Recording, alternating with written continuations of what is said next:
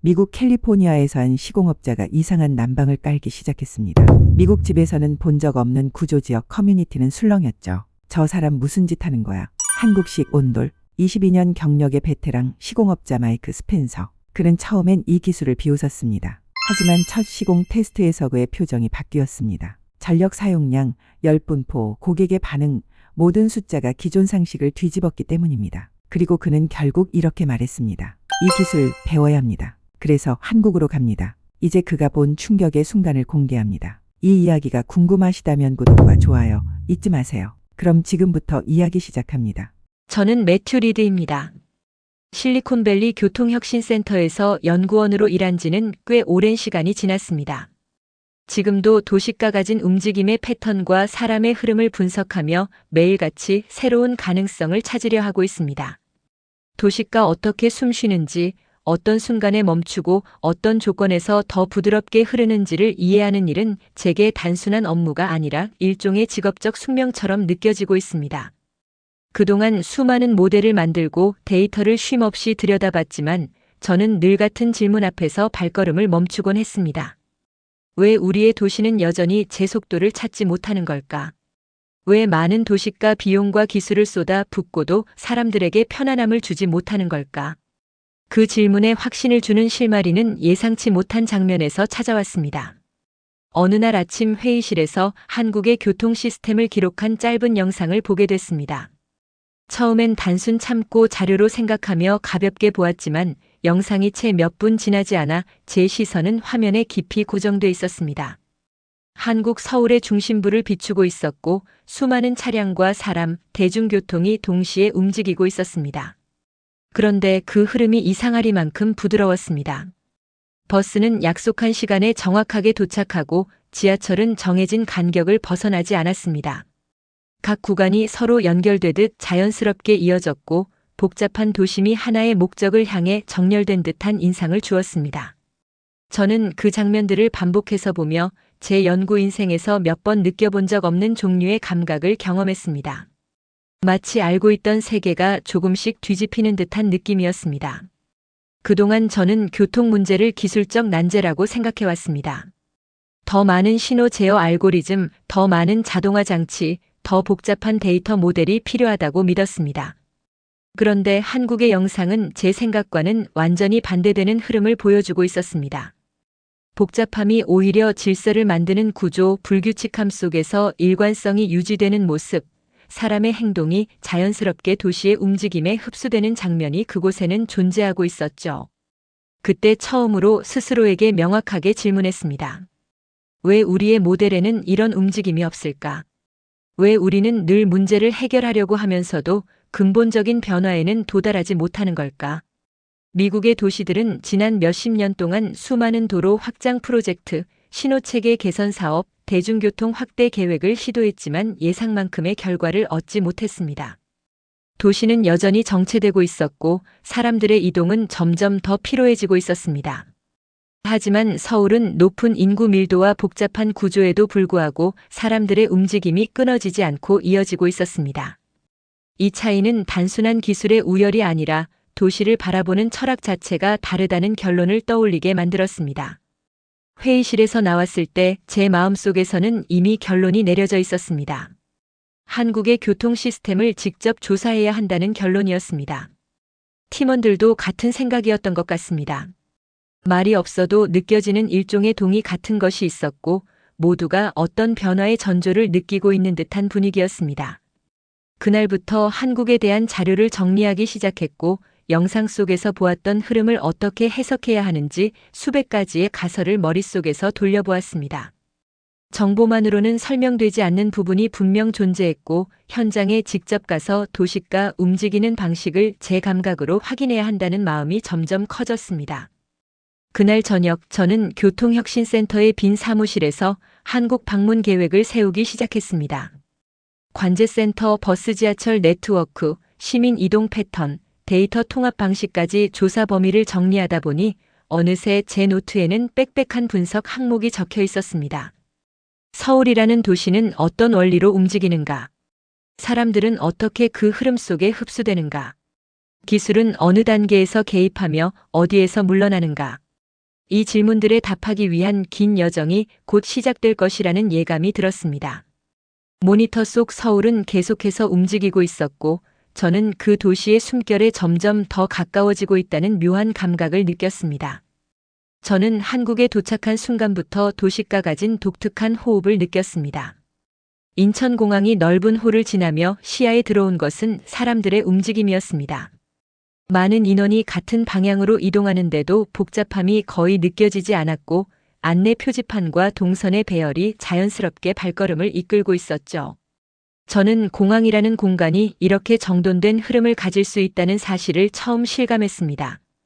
공항은 보통 일종의 혼란이 기본값처럼 자리 잡고 있는데, 여기서는 그 기본값이 완전히 다른 설정으로 작동하는 듯 했습니다. 공항 철도를 타고 서울로 향하면서 저는 조금 더 의도적으로 도시의 움직임을 관찰해 보기로 했습니다. 열차의 출발 간격은 일정했고, 승강장에서는 큰 소리의 안내 없이도 사람들이 자연스럽게 움직였습니다. 특히 환승 장면에서 흐름이 끊기지 않는 점이 매우 인상적이었죠.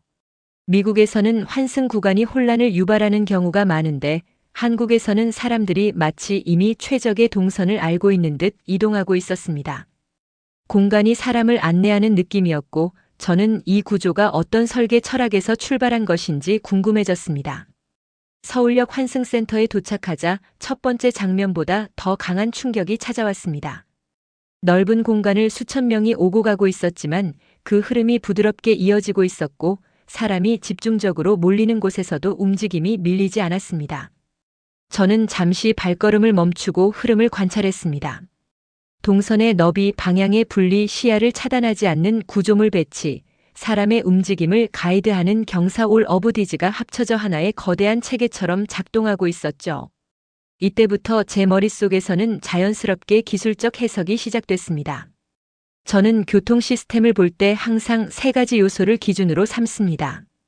첫 번째는 물리적 구조, 두 번째는 운행 시스템, 세 번째는 사람의 행동 패턴입니다. 그런데 한국에서 본 흐름은 이 세 가지가 단순히 조화된 것이 아니라 서로가 서로를 보완하며 움직임의 완성도를 높이고 있었습니다. 신호와 시간표만 정확한 것이 아니라 사람의 심리 속도까지 계산된 듯한 느낌이 들었습니다. 호텔로 이동하는 동안에도 관찰은 계속됐습니다. 도로의 차량 흐름은 예상보다 훨씬 정돈돼 있었고, 신호 체계는 차량의 속도가 자연스럽게 이어지도록 배치되어 있었습니다. 차가 멈출 때는 명확한 이유가 있었고, 다시 움직일 때는 흐름을 방해하지 않는 방향으로 동선이 정리되어 있었습니다. 이런 구조는 단순한 교통 효율이 아니라 사람의 움직임 경험을 우선순위로 둔 설계에서만 나올 수 있다고 판단했습니다. 저는 그날 밤 서울이라는 도시가 가진 흐름의 출발점이 무엇인지 스스로에게 여러 번 질문했습니다. 이 흐름이 기술에서 비롯된 것인지, 혹은 철학에서 비롯된 것인지, 아니면 두 요소가 결합한 결과인지 판단하기 어려웠습니다. 그러나 한 가지는 명확했습니다. 이 도시는 미국과 전혀 다른 방식으로 움직이고 있었고, 그 차이가 제 연구가 앞으로 어떤 방향을 향해야 할지 알려주는 첫 실마리가 되고 있었습니다. 다음 날부터 본격적인 조사가 시작될 예정이었고, 저는 긴 하루의 끝에서 잠시 눈을 감으며 이 도시에 담긴 숨은 규칙을 조금이라도 더 알고 싶다는 마음을 느꼈습니다. 다음 날 아침 저는 교통혁신센터 일정 중 가장 중요한 장소인 종합관제센터를 방문했습니다. 도시가 스스로 움직이는 듯 보였던 이유가 무엇인지 확인할 수 있는 핵심 공간이었죠. 관제센터에 들어서는 순간 눈앞에 펼쳐진 거대한 스크린과 촘촘한 데이터 흐름이 제 호흡을 잠시 멈추게 했습니다. 수많은 도로, 지하철 노선, 버스 운행 상황, 보행자 흐름까지 실시간으로 표시되고 있었고, 그 모든 정보가 거대한 도시의 신경망처럼 이어져 있었습니다. 제가 가장 먼저 느낀 점은 이 시스템이 단순히 교통 상황을 보여주는 모니터가 아니라 도시 전체의 움직임을 예측하고 조정하는 하나의 두뇌처럼 작동한다는 사실이었습니다. 화면의 작은 변화 하나도 의미를 가지고 있었고, 대시보드 곳곳에는 알고리즘의 연산 결과가 시각적으로 드러나고 있었습니다. 이곳에서는 교통신호는 단순한 시간표가 아니라 사람들의 이동 패턴을 반영한 살아있는 시스템이었습니다. 센터 직원의 설명을 들으면서 저는 구조를 조금씩 이해하기 시작했습니다. 한국의 교통 관제는 첫 번째 단계에서 차량의 흐름을 파악하고 두 번째 단계에서 대중교통의 운행 간격을 조정하며 세 번째 단계에서 보행자의 안전과 밀집도를 분석하는 방식으로 이루어지고 있었습니다. 여기서 놀라운 점은 세 가지 분석이 각각 독립적으로 존재하지 않고 하나의 알고리즘으로 연결되어 있었다는 사실입니다. 예를 들어 특정 도로의 차량량이 늘어나면 인근 버스 노선의 배차가 자동으로 바뀌고 보행자의 흐름과 연동해 신호가 조정되고 있었습니다. 저는 미국에서도 비슷한 시스템을 구축하려는 시도가 있었다는 사실을 떠올렸습니다. 그러나 대부분의 도시에서는 데이터가 제각각이며 서로 다른 기관에 흩어져 있어 통합된 구조가 만들어지지 않았습니다. 교통정보와 대중교통정보, 보행자 데이터가 완전히 분리되어 있었죠. 반면 한국의 시스템은 모두 하나의 흐름으로 묶여 있었습니다. 도시 전체가 하나의 목적을 가지고 움직이는 것처럼 보였던 이유가 바로 여기 있었습니다. 스크린을 바라보며 저는 한국 교통의 첫 번째 원리를 발견했습니다. 도시의 모든 움직임은 연결되어 있으며 어떤 작은 변화도 전체 흐름 속에서 의미를 가진다는 원리였습니다. 이는 어느 하나가 완벽해야 작동하는 시스템이 아니라 서로의 부족함을 보완하며 흐름을 유지하는 구조였습니다. 도시가 스스로 균형을 맞추는 것처럼 보였던 이유는 이런 연결성 덕분이었습니다. 관제센터를 떠날 때쯤 저는 한국 교통의 중심을 조금 이해한 듯한 기분이 들었습니다. 그러나 동시에 이 흐름의 배경에는 기술만이 아니라 더 깊은 설계 철학이 존재할 것이라는 생각이 들었습니다. 그 철학이 무엇인지 아직 설명할 수는 없었지만 도시의 움직임 속에서 일관되게 느껴지는 어떤 의도가 있다는 사실만은 분명했습니다. 저는 알고 있었습니다. 이 흐름의 실체를 파악하려면 단순한 관찰을 넘어 도시가 가진 감각을 직접 경험해야 한다는 것을요. 다음 일정은 한국의 지하철과 버스 시스템을 직접 체험해 보는 것이었습니다. 관제센터에서 본 거대한 흐름의 구조가 실제 현장에서 어떤 모습으로 구현되는지 확인하고 싶었고, 특히 시민이 그 흐름 속에서 어떻게 움직이는지가 중요한 관찰 포인트였습니다. 저는 아침 출근 시간대를 선택해 지하철역으로 향했습니다. 많은 도시의 문제는 이 특정 시간대에 극대화되기 때문에 여기서 흐름이 어떻게 유지되는지가 가장 본질적인 지표라고 판단했습니다. 역 입구에 들어서자마자 제가 가장 먼저 느낀 것은 소음의 부재였습니다. 사람은 많았지만 혼란스러운 느낌이 없었고 발걸음 소리만이 일정한 박자를 유지하며 공간을 채우고 있었습니다. 안내판은 지나치게 화려하지 않았고 목적지 정보를 단순하고 직관적인 방식으로 보여주고 있었죠. 승강장까지 내려가는 동안 저는 동선이 자연스럽게 분리되는 방식을 확인할 수 있었습니다. 반대 방향으로 이동하는 사람들과 섞이지 않도록 경사와 통로가 설계되어 있었고 이 작은 구조적 선택이 전체 흐름을 안정시키고 있었습니다. 승강장에서 열차가 도착했을 때는 더 놀라웠습니다. 열차는 정해진 위치에 정확하게 멈췄고 승객들은 크게 밀리지 않고 승하차를 이어갔습니다. 일정한 간격으로 열린 문 위의 표시, 바닥에 발 디딤선 올 오브 디즈가 사람들의 움직임을 조용하게 안내하고 있었죠. 저는 자연스럽게 제 연구 기준에 따라 분석을 시작했습니다. 첫 번째 판단은 물리적 시스템의 정교함이었고 두 번째는 사람들이 규칙을 부담 없이 따를 수 있도록 공간이 구성되어 있다는 점이었습니다. 사람들이 억지로 움직임을 조절하는 것이 아니라 공간이 그들을 받아들이고 있었습니다. 열차 내부에서 저는 한동안 승객들의 움직임을 관찰했습니다. 많은 사람이 타고 있었지만 불편함이 거의 느껴지지 않았습니다. 출입문 근처에는 서는 사람들이 자연스럽게 흐름을 만들어 주었고 내부 좌석은 시야를 가리지 않는 구조였으며 이동 중에도 안내 메시지는 과하지 않게 정보를 제공했습니다. 도시가 사람의 감각에 스트레스를 주지 않도록 세심하게 설계된 느낌이 들었습니다. 미국 도시의 지하철은 이동 과정 자체가 피로를 유발하는 경우가 많은데 여기서는 이동 과정이 오히려 정돈된 경험처럼 느껴졌습니다. 지하철에서 내려 버스로 환승할 때도 유사한 흐름이 이어졌습니다. 환승센터에 도착했을 때 저는 동선의 연결 방식이 매우 치밀하다는 사실을 실감했습니다. 걷는 거리와 경로가 최소화되어 있었고 버스 정류장 역시 버스의 도착 순서와 번호 기준으로 명확하게 배치되어 있었죠. 혼란이 생길 여지가 거의 없었습니다. 버스가 도착하자 승객들은 자연스럽게 줄을 맞춰 탑승했고 운행 간격이 일정하다 보니 서두르거나 경쟁하는 장면이 없었습니다. 저는 이 흐름이 기술적 요소와 심리적 안정감이 결합된 결과라는 사실을 이해했습니다. 이동을 마치고 숙소로 돌아가는 길 동안 저는 한국 교통의 두 번째 원리를 정리했습니다. 도시가 사람에게 속도를 강요하는 것이 아니라 사람의 속도에 도시가 맞추고 있다는 점이었습니다.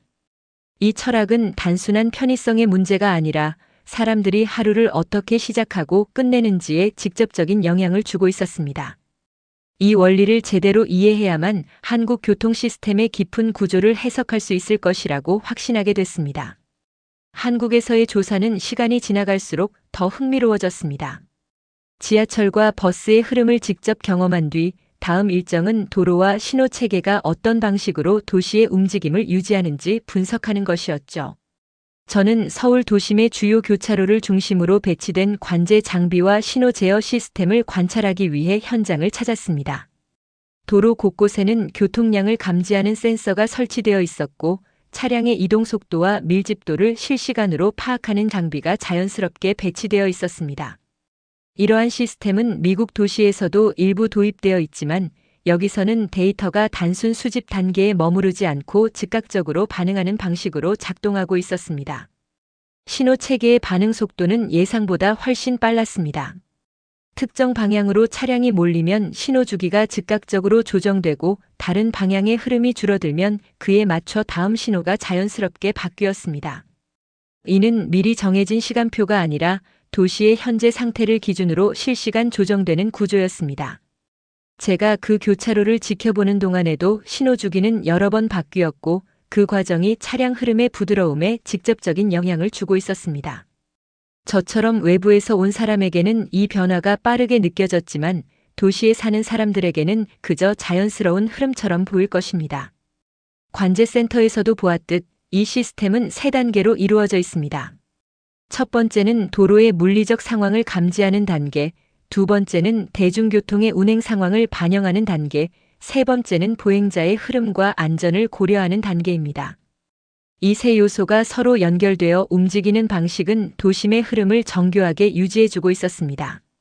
예를 들어 출근 시간대에 특정 도로의 밀집도가 높아지면 버스 전용 차로의 신호가 우선적으로 조정되고 지하철 열차 간격도 함께 조정되며 도보 통행량이 많아지는 구간에서는 보행자 신호가 자동으로 늘어나는 방식이었습니다.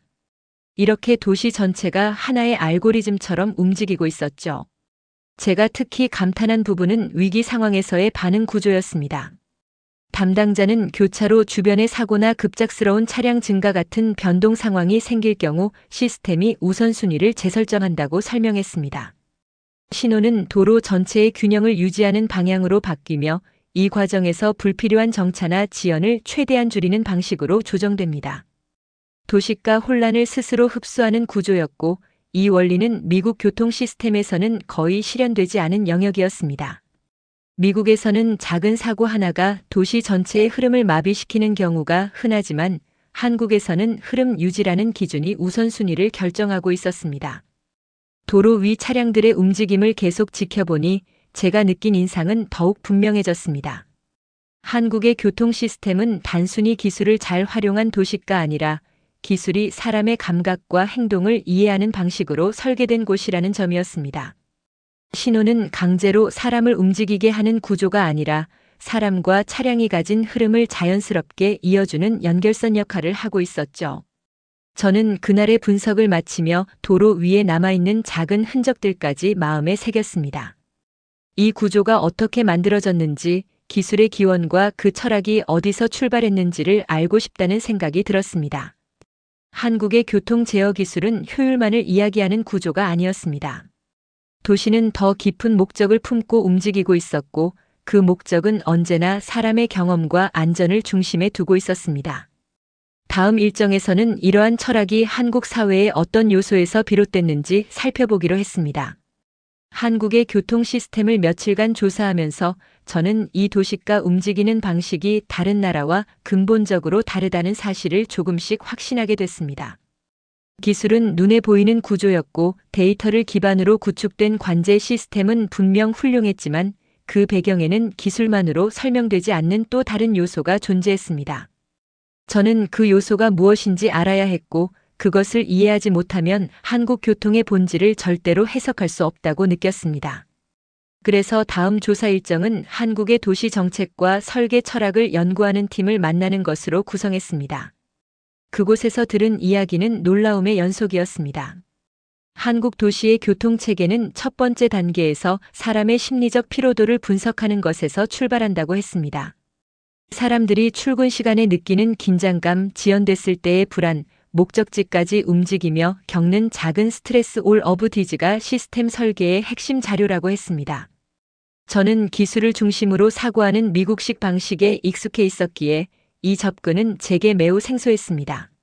미국 도시는 문제를 기술로 해결하려는 경향이 강했고 시스템의 효율을 최우선으로 두었지만 한국의 관점은 효율 이전의 사람의 감각에 집중하고 있었습니다.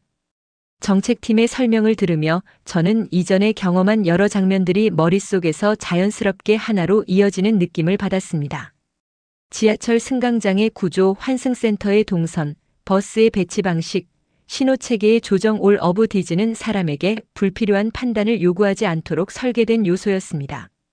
사람은 단순한 흐름을 선호하며 선택지가 많아질수록 오히려 스트레스가 늘어난다는 원리를 기반으로 도시가 구성되어 있었죠.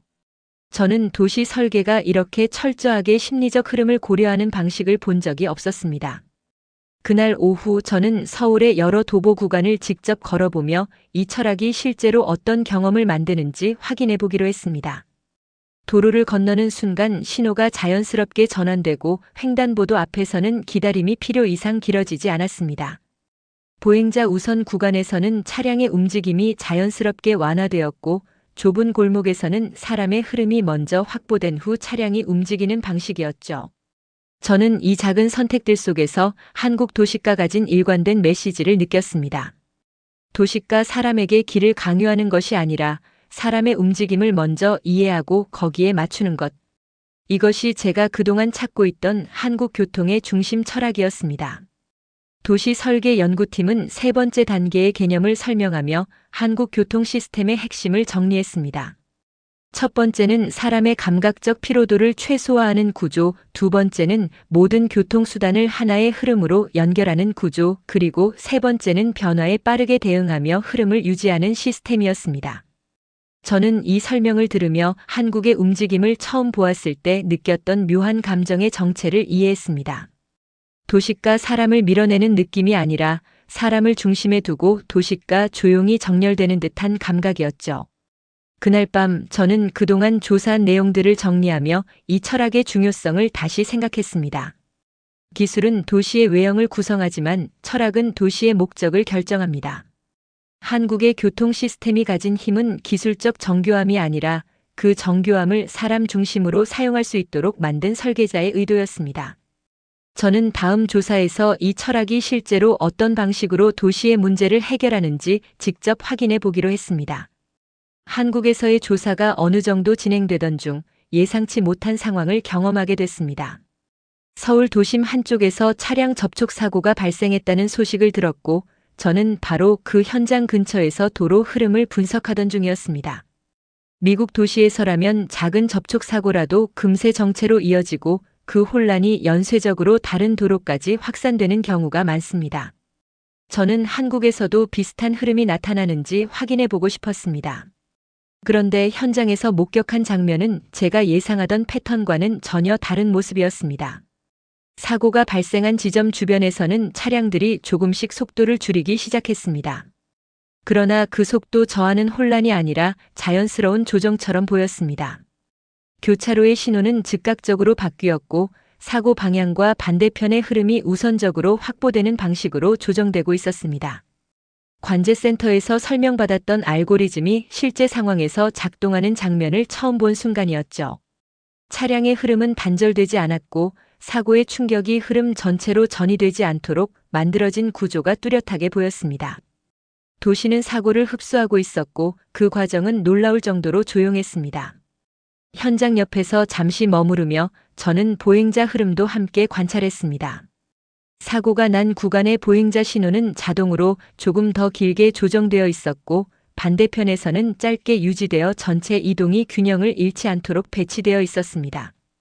차량이 줄어든 쪽에서는 버스 전용 차로의 신호가 먼저 바뀌어 대중교통이 늦어지지 않도록 했고 버스는 일반 차량보다 먼저 도로를 빠져나가며 흐름을 회복시켰습니다. 이 모든 과정은 사람이 개입한 흔적이 거의 보이지 않았고 시스템이 스스로 최적의 선택을 내리는 듯한 인상을 주었습니다. 미국에서는 사고 후 교통경찰이 현장에 도착하기 전까지는 상황이 그대로 방치되는 경우가 많습니다. 운전자들은 서로 우선순위를 두고 다투기도 하고 뒤이어 오는 차량들은 계속해서 혼란을 겪습니다. 그러나 한국에서는 사고의 영향이 도시 전체에 퍼지기 전에 이미 정리되어 있었고 관제 시스템은 사고 발생 전과 크게 다르지 않은 흐름을 유지하고 있었습니다. 저는 그 장면을 보며 한국의 교통 시스템이 단순히 기술적으로 뛰어나다는 차원을 넘어 도시가 위기를 다루는 방식 자체가 근본적으로 다르다는 사실을 깨닫게 됐습니다. 조사가 끝나갈 무렵 사고 지점의 도로는 거의 원래 흐름을 되찾고 있었습니다. 신호는 일정한 간격으로 돌아왔고 차량들은 다시 부드럽게 이어졌습니다. 저는 이 복원 속도가 어떻게 가능한지 다시 생각해 보았습니다. 관제센터에서 들은 시스템의 3단계가 정확하게 적용되고 있었고 그 과정에서 사람이 직접 개입한 부분은 많지 않았습니다. 도시가 스스로 균형을 회복하는 방식이었고 이런 구조는 설계 단계에서부터 흐름 유지를 최우선 가치로 삼지 않았다면 절대로 구현될 수 없는 시스템이었습니다. 그날의 경험은 제 연구 일정 전체에서 가장 결정적인 순간이었습니다. 한국 교통 시스템의 저력은 평상시의 질서에서만 드러나는 것이 아니라 혼란 속에서도 흐름을 잃지 않는 능력에 있다는 사실을 알게 됐죠. 저는 이 경험을 바탕으로 한국 시스템의 핵심 원리를 다시 정리하기 시작했습니다. 도시가 위기를 어떤 방식으로 흡수하는지, 그 복잡한 연산 구조 속에 어떤 철학이 자리 잡고 있는지 이해해야 했습니다. 다음 조사에서는 바로 이 구조의 뿌리를 찾는 작업이 이어지게 될 것입니다. 한국에서의 마지막 일정이 끝나던 날, 저는 숙소방에 앉아 지난 며칠 동안의 경험을 천천히 정리하고 있었습니다. 처음 이곳에 왔을 때는 단순히 교통 시스템의 기술적 우수성을 확인하고 싶은 마음이 컸지만 조사가 진행될수록 제가 보고 있던 것은 기술 이상의 것이었습니다. 도시의 움직임은 단순한 연산 결과가 아니라 인간의 삶을 더 나은 방향으로 이끌기 위한 선택의 연속이었고 이 선택이 쌓여 지금의 흐름을 완성한 것이었죠. 저는 이 철학을 이해하기 위해 도시 곳곳을 걸어다녔고 그 과정에서 한국 교통 시스템이 가진 힘이 어디에서 비롯되는지 조금씩 알게 됐습니다. 특히 기억에 남는 순간은 버스와 지하철, 도로 시스템이 서로 다른 구조임에도 일관된 목적을 향해 움직이고 있었다는 점이었습니다. 사람의 이동을 중심에 두고 그 흐름을 방해하지 않는 방향으로 설계된 모든 요소들이 하나로 맞물리며 도시 전체를 안정적으로 유지하고 있었습니다. 미국에서는 기관마다 다른 철학과 우선순위를 가지고 움직이는 경우가 많아 일관된 흐름을 만들기 어렵습니다. 그러나 한국에서는 이러한 구조적 분리보다 사람의 하루를 어떻게 더 편안하게 만들 수 있는지가 우선순위였습니다. 이 철학의 차이는 제가 이곳에서 이해하게 된 가장 큰 발견이었습니다. 한국에서 보낸 시간 동안 저는 기술자가 아닌 사람의 시각으로 도시를 바라보는 경험을 했습니다. 도시는 사람의 하루를 담아내는 그릇이라는 사실을, 그리고 그 그릇이 어떻게 만들어질 때 비로소 사람의 삶이 안정되는지 깨닫게 됐습니다. 도시 설계 연구팀이 말했던 심리적 피로도라는 개념도 실제로 도시를 걸으며 더 깊이 체감할 수 있었습니다. 복잡한 구간에서도 스트레스가 크게 느껴지지 않았고 환승이나 대기 시간이 예상보다 훨씬 짧게 느껴졌습니다. 이것은 단순히 효율이 좋아서가 아니라 도시가 사람의 감각과 속도에 맞춰 조용히 정렬되는 구조 덕분이었습니다. 미국으로 돌아갈 시간이 다가오면서 저는 한 가지 고민에 빠졌습니다. 한국에서 배운 이 철학을 미국 도시의 구조와 시스템에 어떻게 적용할 수 있을지, 그리고 기술 중심의 사고에 익숙한 많은 전문가들이 이 철학을 받아들일 수 있을지에 대한 고민이었죠. 하지만 생각이 깊어질수록 한 가지는 분명했습니다. 도시가 사람을 바꿀 수 있다면 그 도시를 설계하는 사고 역시 바뀌어야 한다는 사실입니다. 한국에서 본 흐름은 미래 도시가 가져야 할 방향의 한 예시이자 우리가 그동안 놓치고 있던 가치에 대한 중요한 힌트였습니다. 마지막 날 공항으로 향하는 열차 안에서 창밖을 바라보며 저는 조용히 결론을 내렸습니다. 한국의 교통 시스템은 기술의 정교함이 아니라 그 기술을 사용하는 의도에서 비롯된 결과라는 점을요. 사람의 이동을 방해하지 않기 위해 사람의 감각이 불편을 느끼지 않도록 하기 위해 도시가 끊임없이 조정되고 있었습니다. 저는 이 철학을 실리콘밸리에 가져가 다시 공유해야 한다고 생각했습니다. 기술로 도시를 바꾸는 것이 아니라 사람의 경험을 기준으로 도시를 설계하는 방식. 그 원리가 새로운 흐름의 출발점이 될 것이라고 확신하며 저는 긴 여정의 마지막 페이지를 천천히 덮었습니다.